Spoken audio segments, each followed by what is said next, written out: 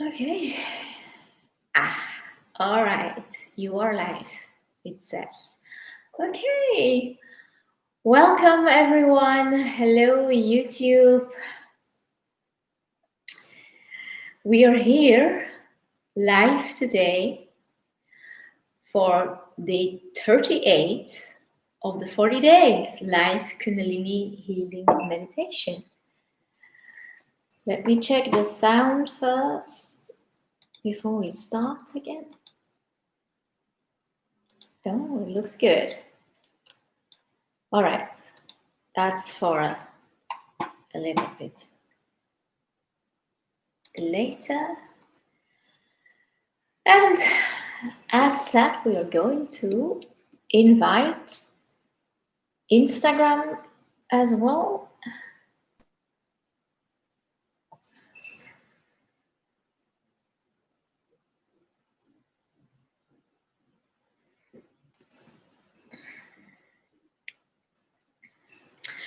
It says checking connection, and now I am live. Good evening, Instagram. We are here today live on YouTube and on Instagram for day 38 of the 40 days live Kundalini healing meditation. And if I didn't not skip, if I wasn't ill 2 days, today would be the last day. It would be day 40 normally. If we could have done it 40 days in a row. I think I was skipped on a Friday, and then it was weekend, and on a Monday as well. So that means we're going to finish this Friday. But as long we say people who are trained in meditating in the Kundalini training and community, we say if you are able to how would I say it? What is the word in English? Do your meditation that you missed within 24 hours. It's okay. You don't need to count from the beginning. But if you're sick, I think we can make an exception for that. Why? Also because I don't know, I didn't say that much, but remember when we meditate on a daily basis, if you're tired, we suggest that you sleep. If you're hungry, first eat, and if you're thirsty, first drink before you start your meditation. But most importantly, if you're tired, we suggest that you just go to sleep. If, for example, your mind is still not at ease, thoughts come and go, it's like a monkey mind, then you can do the meditation again. Maybe that will help you to fall asleep. But if you're too tired because of whatever reason that is, and you fall asleep immediately, that means that your body needs rest. Okay? And then when you wake up and you feel good again, within 24 hours, you make sure that you do your meditation also. All right. This being said, I think we can, as we always do, first tune in. Maybe, yeah, you still see me. Now you can see the way I'm sitting. So I'm always sitting in this position on a chair, half lotus. Either you do the same, or you sit in easy pose or cross-legged, like that, or legs stretched out in front of you, or when you put your both feet on your floor, on a mat, for example, or just on the floor, make sure the feet are at a distance of hip width apart from each other, and the toes or your toes pointing forward. So this is not very good to put your feet in an angle. They should be straight, and certainly the angle inwards is very bad for the knees. Okay, so feet like this then. All right, come sit straight with with your spine straight. And then we rub the hands together to mix the polarity energies in our body. And then we place our hands into the prayer pose and make sure the upper arms are not tense. Relax the upper arms, okay? And the thumbs are with a slight pressure against your sternum, and the hands also a slight pressure against each other. Chest out, we say in Kundalini Yoga, the chin goes in, so not like that, like this. Head straight, close your eyes, and then you go in. Go into your silence, find your silence. Notice your breathing, notice your heartbeat.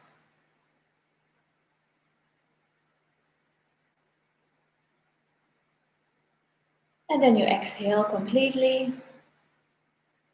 Take a deep inhale. And exhale.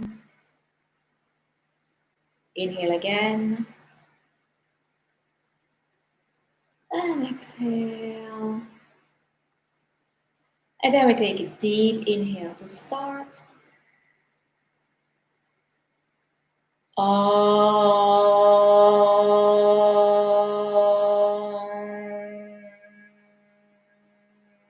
Namo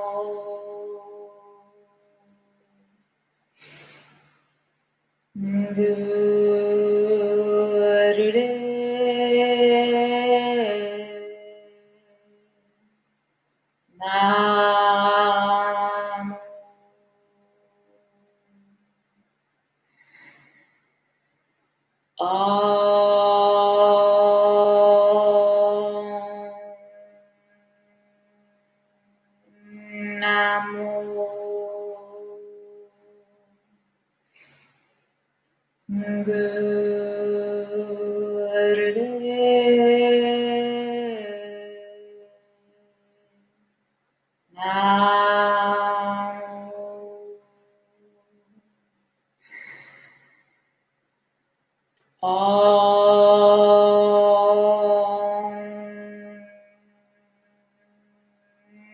Namo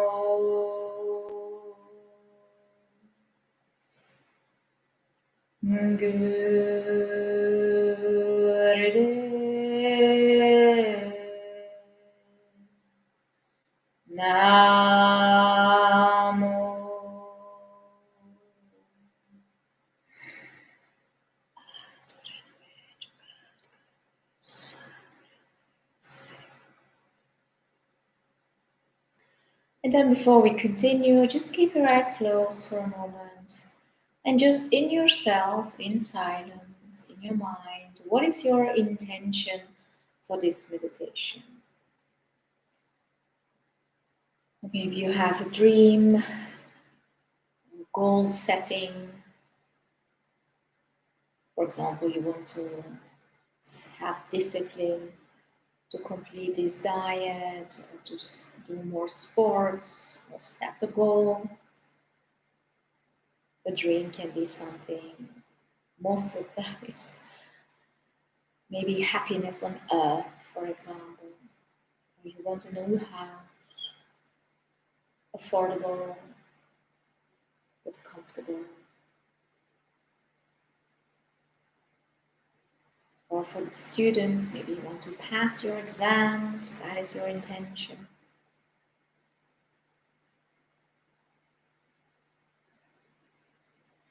And maybe you need healing. What kind of healing do you need? It's also an example of an intention.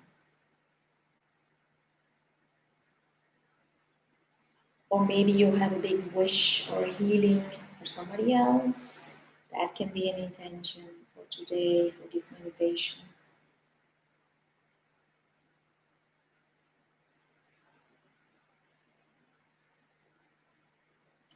And what are you grateful for today?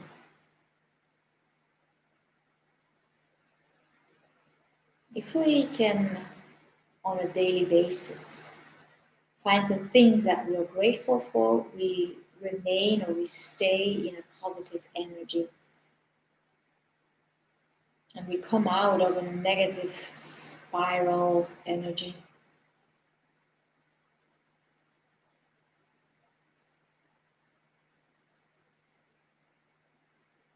And if you're thankful every day, you attract more things to be thankful for.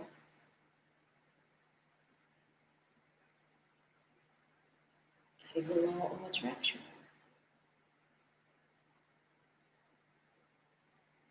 And then we take a deep inhale.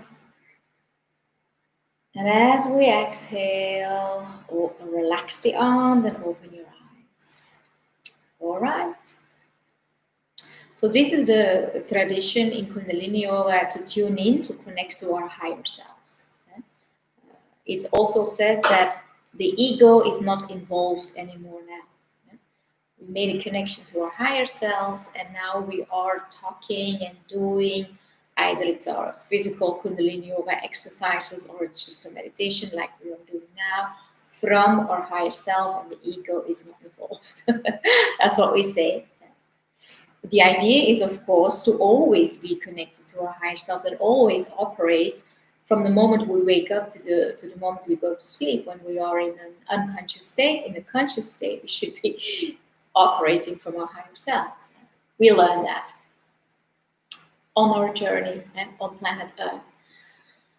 All right, so as I always mention, Kundalini Yoga has many focus points when we do a meditation, and this one has 3 or 3.5, 4. If you take the breathing also, so it's chanting, or chanting, vibrating, singing. It's a little bit breathing involved. It's visualization, and it's the posture. First, I will explain the chanting. So the mantra is Rama, Dasa, Sa, Se, So, Hung. So Ra, if I explain it, is sun energy. Ma is the moon energy. Da is earth energy. Sa is universal energy. And Sa again, Se, So, and then Hung. It's actually that you call upon this infinite totality of energy, and it's weird. The lightning goes changed. I didn't do anything. It's only for people on YouTube. On my laptop. Okay, what was I saying? Yeah, these are in total 8 sounds, and the first 7, Ra, Ma, Da, Sa, Se, So. It's fast rather than reciting them, but they are long, in a long way chanted. And then the Hung is short, and you pull in your navel point. Your navel point is not the navel itself, or not the belly button. It is 3 fingers below the belly button, and then it's your lower abdomen, we could say, and there is an energetic center very close to the spine. If you go just straight in your body, and that is the navel point's energy, and it's that area in the body that we pull in and up, and then we release again. We take a deep inhale, because now I'm saying how the breathing is. You take a deep inhale, and then again the 8 sounds on one complete exhale. But today we are using the male voice again, and it's rather long. So after the 4 sounds, so that's Ra, Ma, Da, Sa. If you feel you want to take it, inhale again for the rest of the 4 sounds, Sa, Se, So, Hung. That is completely okay. What I have to mention about the male singer as well, that this is a live version. It's actually, I find it a very beautiful version actually. It's the singer, his first name is Eddie. He sings the 8 sounds, and then the crowd, as it is a live version, repeats it the way he sings it, like Sometimes it's with a lot of emotion, a lot of feeling, a lot of, and then the crowd do the same. Sometimes it's silent and soft, and the crowd do the same. So we're going to, I would suggest that you just sing along when both the singer is singing and when both the crowd is singing. You just, I suggest that you do, but you can choose. It's up to you completely.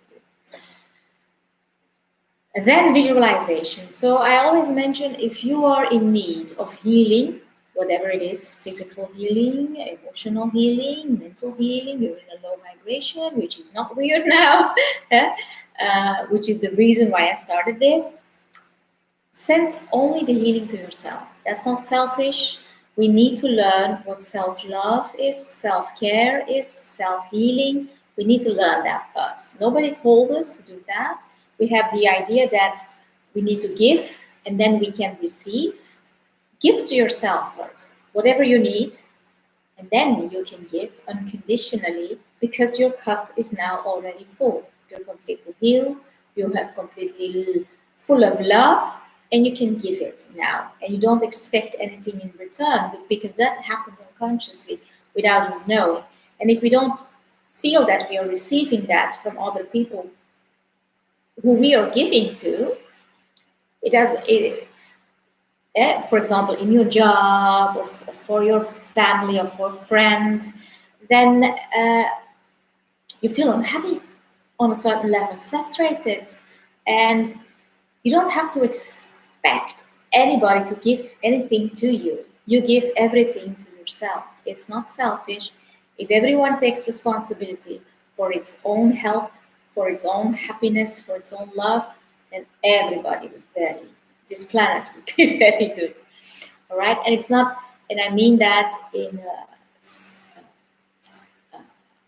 not a corrupt way, not everything for yourself. I mean that in a servant way. You first give yourself in order to serve to the planet. Because what I'm telling you now, I'm speaking from experience, okay? I needed a lot of healing. I needed a lot of emotional and mental healing as well. And I worked for that and I worked for that until I achieved it. And now I'm so happy. I want to give that to other people as well. And in 5 years, maybe you're healed completely. You are in the same state as I am. You are so happy. Your purpose will be the same. You want to help others. That's the whole idea of self-love and self-care and self-responsibility and so on. Okay. If you are in that state already, like I just say, you're completely healthy, but you know people who can use it, you can send the healing to them. For example, family member or family members or friends or neighbors, acquaintances, whatever. It's you picture them in your mind's eye. You see them, but you see them not sick or ill. You see them healed. You see them happy. You see them dancing, full of joy. You see them in the state that you want them to, that you wish them to be. Okay. And then, as a third option, or you can combine all three of them, is to raise consciousness or the vibration of humanity on planet Earth in general. So, this includes animals and the plants and the trees. Don't forget the trees, are very important, and the beautiful flowers on planet Earth. And how you do that, how you visualize it, is up to you. An example, for example, could be you see them surrounded, you see the electromagnetic field or the aura bright and shiny, and you see the animals and humans, just in general, humans very happy, full of abundance, and you see them in a healthy state. They're laughing, that means they're happy, and they're smiling and they're talking and hugging each other. You actually vision a world how you want the world to be. Okay? All right. The posture. I had to think. What else?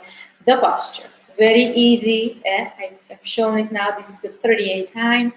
You place your upper arms with the elbows against your rib cage.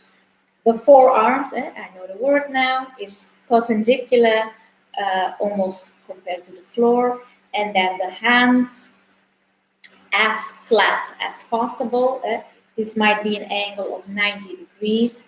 If it's too painful, relax a little bit, and then you have a bigger angle. But that's okay. Fingers closed because it's this is the receiving mudra, we could say, and mudra is a hand position. Fingers open, that means if you are receiving something, it will fall through. Fingers closed. The thumbs, they have to stick out. Don't ask me why. These are the prescriptions, as we say, of the conditions of, not the conditions, the instructions, let's say, of this meditation. And of course, for both hands, like this. Okay, so we can start. I hope you are ready. So come sit straight. And I will get the music. I hope, I didn't check yesterday. I didn't have the time, but I hope the music is now coming through. So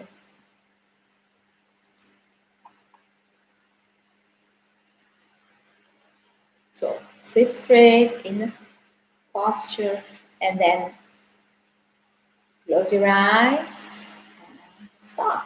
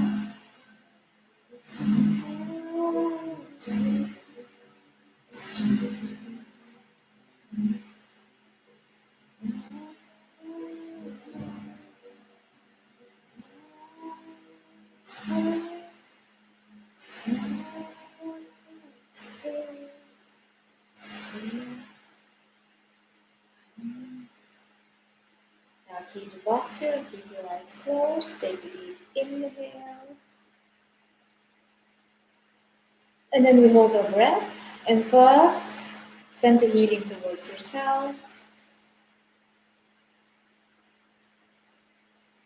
And see yourself completely healed, happy, healthy, abundant, creative, compassionate, passion, all these beautiful words. And then exhale, and then we take a deep inhale again. And then hold your breath, and now send the healing towards your family, friends, neighbors, colleagues, everybody you know. And then you picture them with a golden aura, and they're shiny and bright, that light surrounding them. And they're happy, healthy, partying. hugging each other, laughing, dancing, abundant, full of love. And then you exhale. And then for the last time, take a very deep inhale. Hold your breath. And now do the same for all the rest of the people of humanity, of the planet Earth, for the people you don't know. The same. They have a golden aura. They're laughing, dancing. Every country in the earth, every color of the skin, hugging each other. See it in your mind's eye, believe it, feel the feelings that they are feeling. The same with the animals, with birds or whistling. Every animal is happy, and also the trees are happy, and the plants and the flowers. Planet Earth is shiny and bright with her golden aura. And the rest of the universe, all of the other beings, etheric beings, telepathically we're connected to them.